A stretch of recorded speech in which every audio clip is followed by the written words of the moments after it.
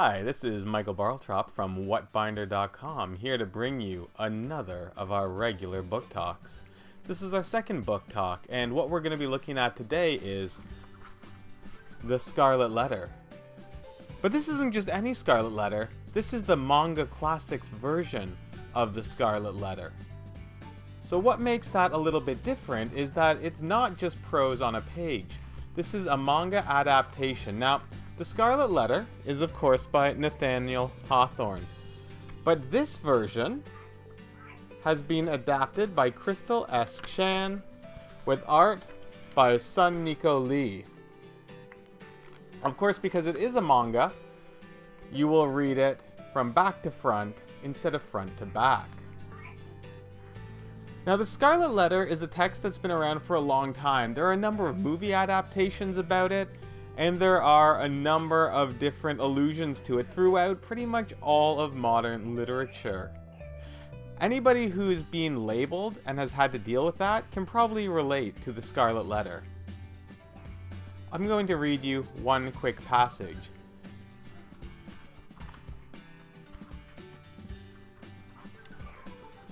So in this text, our protagonist, who has been labeled, is trying to find a way to move on. But before that happens, there is somebody else in her life who she would like to help move on. And we're at that moment right now. You've been crushed beneath 7 years of misery, but you shall leave it all behind. Begin your life anew. There is happiness yet to be enjoyed. Exchange your false life for a true one. Be an apostle to the Indians or a scholar among the wise. Preach, write, act. Do anything except lie down and die. Give up the name of Arthur Demsdale and make yourself a new one. One you can wear without fear or shame.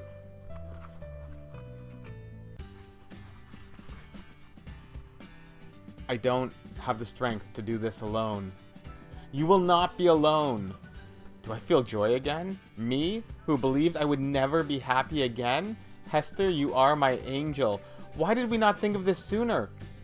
Let us not look back at the past. See, I removed this symbol, and it is like those things never happened.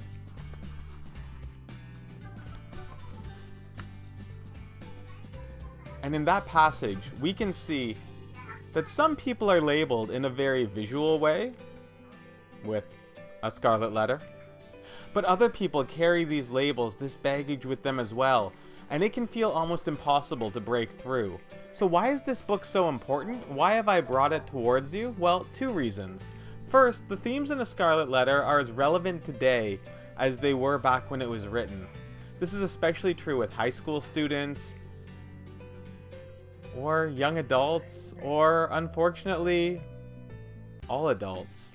We all find labels being placed upon us, and it can become overbearing.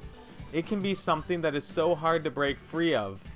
And it's not always as easy as just taking a letter off of us and throwing it away. Sometimes we need that encouragement to move on and try something new. The other reason I'm bringing this in is because this is a manga text. I'm not gonna lie to you, I've never read the actual book, The Scarlet Letter. I knew it, I understood the plot, I've seen it alluded to, I've watched many movies based on it, but I've never read the book, and that's one of the things about classic novels and students. Many students will not read the book, they'll just go online and read summaries even if you assign them in class. But using the Manga Classics adaptation of A Scarlet Letter allows students to come to this text in a very approachable way. When it's almost as easy to read this text as it would be to go online and read a summary, but it is at least 10 times more enjoyable to read through this text than it is to go online and read a summary, students are going to do the reading. Now, at the end of the day, when we bring a text forward, we want students to be able to approach the themes, and we want them to be able to have rich discussion about the book. Well, using this version allows that, because even students who get caught up in the text itself will have no problem decoding this, because manga uses a number of tropes. There are certain art styles that let the students know who a character is based on what they look like, there are certain ways that expression is shown. Students are already familiar with manga and comics, so by using this version of the text, they're able to approach it in a very familiar fashion. And one thing that really stands out about the Scarlet Letter is that you may notice that this is not just a black and white text. Inside this book, every time we see the Scarlet Letter, it's in red ink.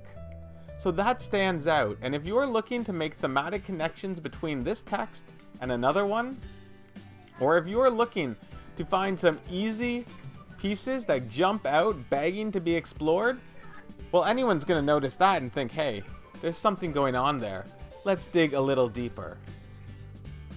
So those are the reasons why I have brought forward the Manga Classics version of A Scarlet Letter for today's book talk.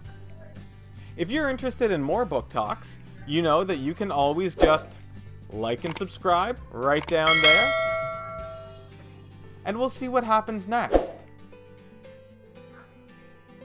I really like the Manga Classics line. This text is one of my favorites because it was one of my first that allowed me to approach a familiar text in a new way that I found personally engaging. I am Michael Barltrop from WhatBinder.com, and I hope that you have enjoyed this book talk. I give this book one great big thumbs up.